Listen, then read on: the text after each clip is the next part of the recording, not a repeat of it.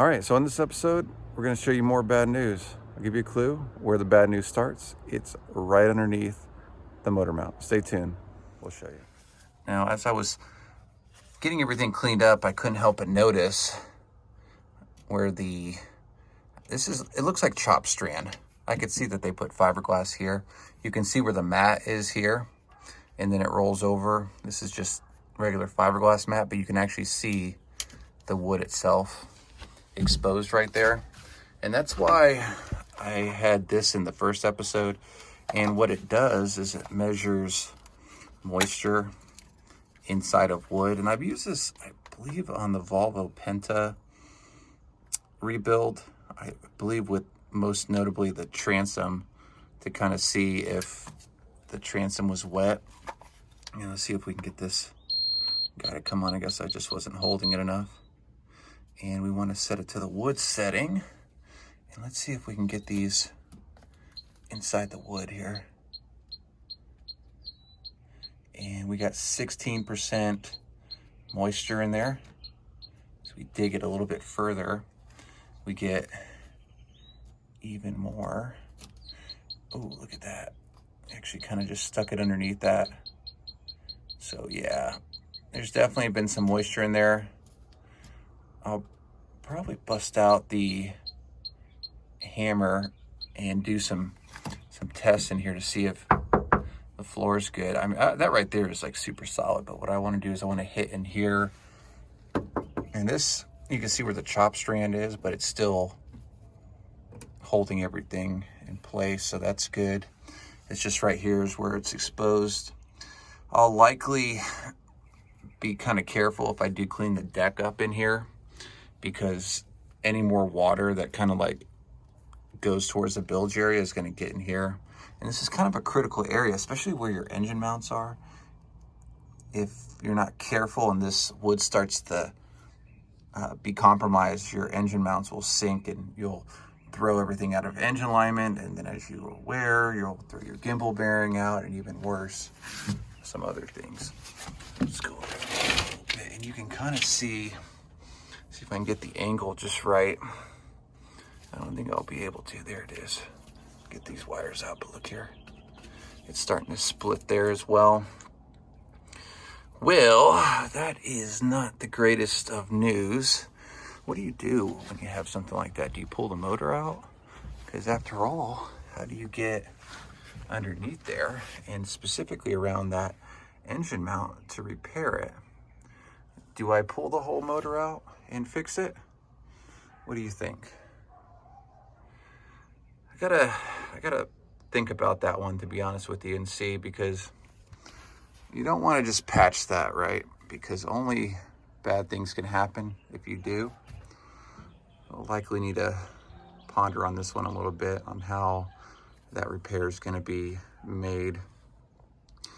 And likely, I hate to say it, but I'm highly likely going to pull this motor out to make that repair.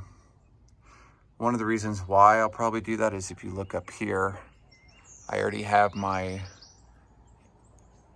engine hoist already hooked up. So it's already there. In fact, the boat is pretty much in the right area, and there's a hook right there from when I was working on the Volvo Penta. So, everything else is kind of out of the way, so why not, right? If we're gonna do the repair, might as well do it while we can. And then at the same point, we can also check engine alignment and kind of go over all those little things. But yeah, that does not make me very happy, only because you can see it splitting all the way down. And I can promise you, if you don't fix it now, it is only going to get worse, especially with this motor. It is a big, huge performance boost compared to the stock. So there's probably going to be a lot more rattling going on. If we don't fix it now, like I said, not going to be good in the future. So that right there is bad news. But at the same token, whatever that terminology is, we'll need to likely send all that stuff off to get the upholstery done on it. And that was all right. Well, that is kind of a bummer, but good for you all, because you'll get to see me remove yet another OMC motor. And hopefully we can do that maybe tomorrow, start working on the fiberglass work. But let's go ahead and get this carpet out of here and see what lies beneath. This is something I was looking at off camera. It's here. This is something that makes me super duper happy if I can get it to focus. It's wet, I know, but let me clean it off a little bit here. Any idea what that is? I'll tell you, that is marine grade plywood. And marine grade plywood means that this floor can get wet and it won't be compromised, because that is what marine plywood is made to do. It is made to get wet and still hold strong.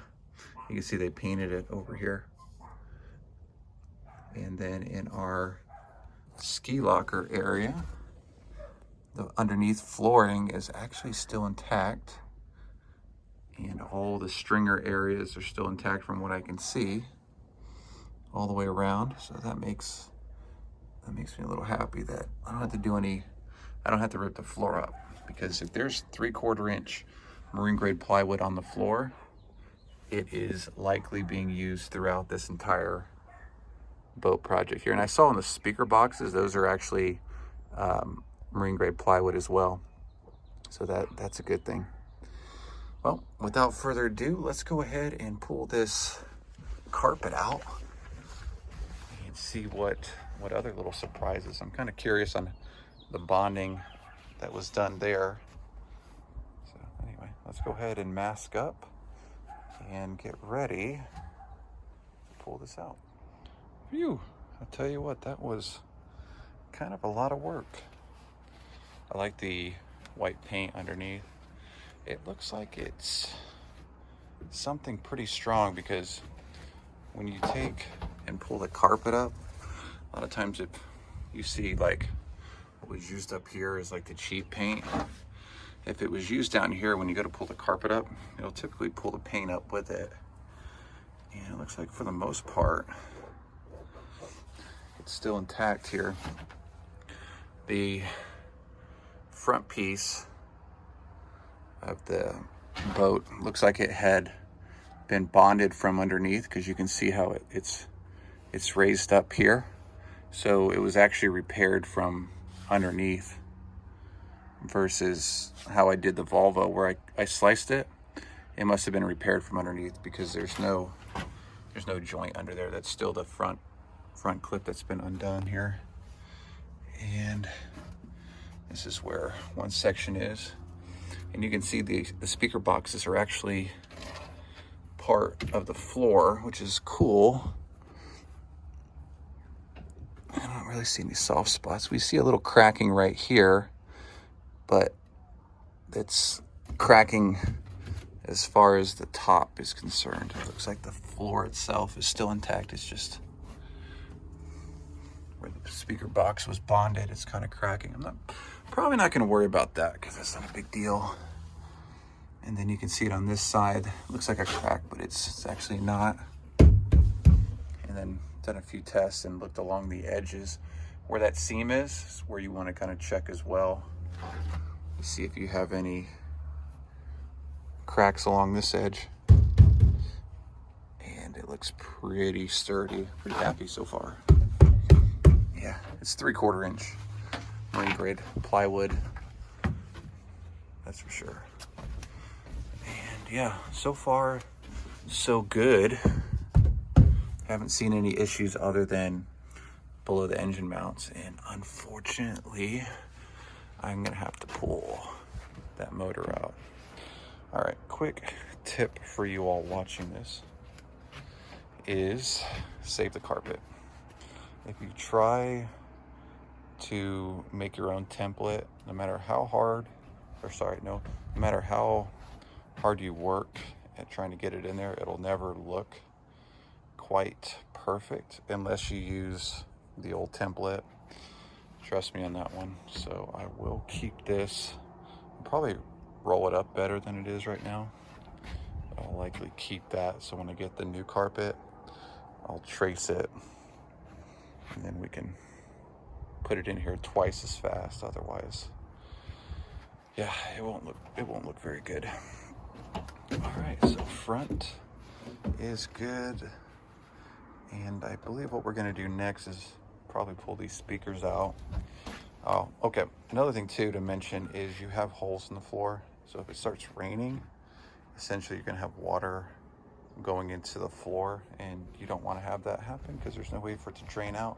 So I did pull 4 bolts there, and I forgot how many on these pedestals. So just in case I forget, you could use tape, but that, in my opinion, is not good enough.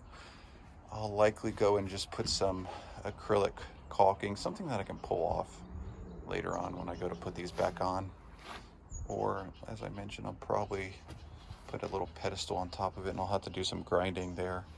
But if you recall from my Volvo Penta, essentially what it is, it's just another 3/4 inch piece of plywood that sits on top of it. So as the water comes in contact with your pedestal, it just runs right off. Whereas right here, you can see it's level with the floor, and that is no good. We don't want that to happen. And if it does, it just causes a lot of oxidation, and that is not going to be appealing.